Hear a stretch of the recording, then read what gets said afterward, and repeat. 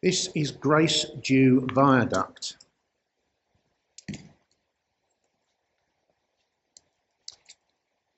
This viaduct was opened on the 16th of April 1883 using Mount Sorrel granite in its 6 arches spanning 36 metres. It stands between 2 halts opened in April 1907 upon the start of an inexpensive rail motor service. In turn, the halts were located between Whitwick and Shepshed stations. The halt and viaduct are named after Grace Dew, a 13th century Augustinian priory which lie on the edge of these woods, reportedly haunted by the White Lady. The railway was closed in December 1963, having never paid a dividend, with Grace Dew halt closing as early as April 1931, unable to raise an interest in passengers who preferred the motor bus services which ran directly into the village centres. The story of the Charnwood Forest Railway precedes that even of the Leicester and Swannington Railway. In order to get North West Leicestershire's coal to market, a Loch Less Canal was devised to follow the 300-foot contour to keep costs down. Horse-drawn tramways engineered by William Jessop of fish-bellied, iron-edged rails were pioneered at either end to negotiate the gradients and to reach the saw navigation for conveying coal to Nottingham and Leicester. Colliers, Raper and Fenton initially supported its construction, though by the time the canal was built, they weren't impressed with how much they owed to its debtors. Its biggest problem was water supply from the small Nanpantan Reservoir. 2 years later, further water was supplied with the building of the Blackbrook Reservoir, and the canal operated for 3 more years before heavy rains overfilled it and it burst its banks, emptying in 11 minutes and killing livestock and damaging property on its way downhill to Loughborough's outskirts. The tramways were removed.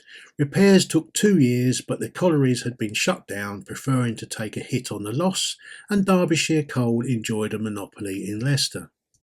The canal fell out of use and closed in 1808. No better transportation was available until the building of the Leicester and Swannington Railway in 1830 opened in July 1832. Coal dropped in price in Leicester with the shorter journey time from Swannington over Derbyshire, and the original intention of supplying their own county's town with their own coal had been achieved, greatly damaging Derbyshire's control. Fast forward to the completion of the Ashby and Nuneaton Joint Railway in 1873, built by the Midland and London North Western, the latter choosing to extend their single line from Shackleton Junction to Loughborough and connect with the Midland, thereby getting a foothold in the riches of black gold. The line terminated at Derby Road, and the remaining 1.5 kilometres was never completed. The Midland was very competitive, rejecting any hint of competition. The financial failure of the canal was now to be the same for the railway, which was built cheaply and never returned a dividend despite remaining independent until the 1923 grouping. The line opened in 1883 with stations at Colville, Whitwick, Sheepshed and Loughborough. In order to turn their hand at increasing passenger services and operating rail motor services, small wooden huts were introduced in 1907 at Thringstone, Grace Dew, serving the school, and Snell's Nook. It operated 9 passenger trains a day, with a London to Whitwick service of just under 3 hours.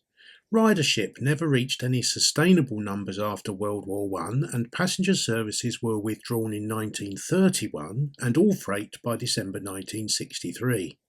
The line was known as the Bluebell Line due to the May flowering bulb littering the forest through which it and the canal ran. So here's the complementary map laying out the modern geography of rivers and town sizes. When the saw navigation was completed in 1778, a wharf was built at Loughborough.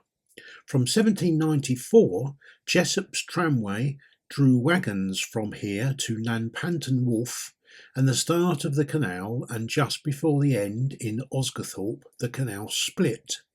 One route went west for the collieries, and another went north for the quarries. Due to water problems, the canal was supplemented with more water from the now completed Blackbrook Brook Reservoir, and business continued until February 1799, when a poor winter weather and an overfilled reservoir broke its banks, emptying itself in 11 minutes. The canal was shut down, the wagonways were put out of use, the collieries closed. In 1832, the Leicester and Swannington Railway opened, reviving Leicestershire's coal industry and providing passenger services from Swannington and Ashby Road, with Barden Hill Quarry Tramway opening the same day. The incline joined a year later, and Coal Orton Tramway resolved its issues to join 1 year late. This and the Ticknall Tramway will be the subject of a future video. In 1840, the Midland counties reached Leicester, with a station at Loughborough. In 1844, the Midland Railway was formed, absorbing the county's railway, and in 1847 it took over the Leicester and Swannington, quickly renaming Ashby Road to Barden Hill, building Colville Station, and in 1849 extending to Burton-on-Trent. In 1850, quarries at Longcliffe and Newhurst open, operated by Charnwood Granite Company. Coal Orton Tramway ceased operating in 1860, and the remains of some of its track was fundamental in the Midland building their line from Ashby to Derby via Worthington, opening in 1869. In August 1873, the Ashby and Nuneaton Joint Railway opens their branch from Shackerstone through Hugglescote, joining the Midland east of Colville. With access to the line, the South Leicestershire Colliery opened. The first act had appeared in 1874, and subsequent acts of 1876 and 1878 finalised the compulsory purchase orders, with construction commencing in 1881 and the Charnwood Forest Railway opening on the 16th of April 1883, with stations at Colville East, Whitwick, Sheepshed and Loughborough Derby Road. Sheepshed was renamed in May 1888. Ellis and Everard by 1891 have connected the Charnwood Granite Company to the line. Whitwick Quarry follows in 1893 as Peldar Tor, and in 1899 Horace Rendell Mansfield opened his brick company and joins the railway, and in March the Great Central reaches Leicester via Loughborough. In 1900, works commence for rebuilding Black Brook Reservoir, which include bringing vital building materials by rail, so a siding is added in 1905. The same year sees Colville East renamed as simply Colville, causing confusion with the Midlands Colville. Black Brook Reservoir is completed in 1906. On the 2nd of April 1907, the halts are opened at Thringstone, Gracestew and Snell's Nook. They are short platforms made of wooden sleepers, and tickets are sold by the train guard either on the train or from the wooden huts on the narrow platforms. Meanwhile, Mr. Mansfield moves into politics, and the siding is renamed the National Brick Company in 1910, and in May, Colville's confusion is settled by adding LNW to its name. With all work now complete and the reservoir filled, Black Brook siding is removed in 1911. In 1919, the Charnwood Brick Company opens near to Shepshed Station.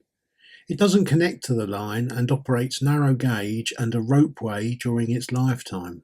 The railway had been independent since opening, with LNWR operating for 50% of receipts. After grouping, the line joins the LMS, and changes are made in 1924, with stations renamed as Colville Town and Colville East. Both stations retained these names until closure. Operating losses lead to station closures nationwide, and the first to go is Worthington on the Ashby to Derby line in 1930. On Monday the 13th of April 1931, passenger services on both the Ashby and Nuneaton Joint line and Charnwood Forest Railway are also lost, though both lines continue to operate for goods. In 1938, Whitwick Quarry, trading as Peldar Tor Quarry, closes, and we enter into the Second World War. In 1948, British Rail comes into being and much freight is transferred to the road. The Swannington incline closes and the station follows on the 18th of June 1951. Bardon Hill closes 1952 and most of the Leicester to Burton line also becomes goods only. 1955 sees Loughborough Derby Road close to goods and the South Leicestershire Colliery closes in 1957. In 1962, construction of the M1 requires track removal back to Shepshed and the entire line, including the Ashby and Nuneaton Joint line, closes to freight in December 1963. Colville's first and last station shuts down in September 1964. In 1965, with a clear run, the M1 opens to road traffic. By the time the Beeching report is published, most stations in the area have been shut down following the 1922 grouping, the nationalisation of British Rail in 1948 and the modernisation plan of 1955. However, after the closure of Whitwick Quarry sidings in 1968, the astonishing plan to close the Great Central Railway is completed in May 1969, though Loughborough Central is up and running again in 1974 and the cord is in use in 1975. Hermitage Brickworks is demolished in 1978. The Ashby to Derby line closes in 1980. Whilst the Charnwood Granite Company closed in 2000, the Charnwood Brickworks remains in business.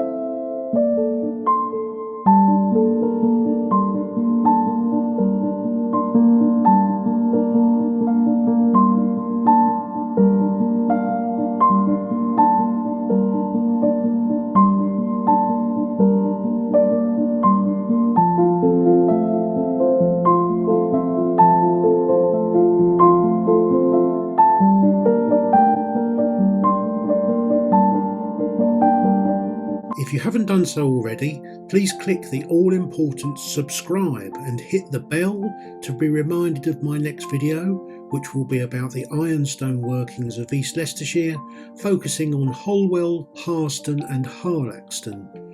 Your subscriptions help me in providing better quality content. Thanks for watching.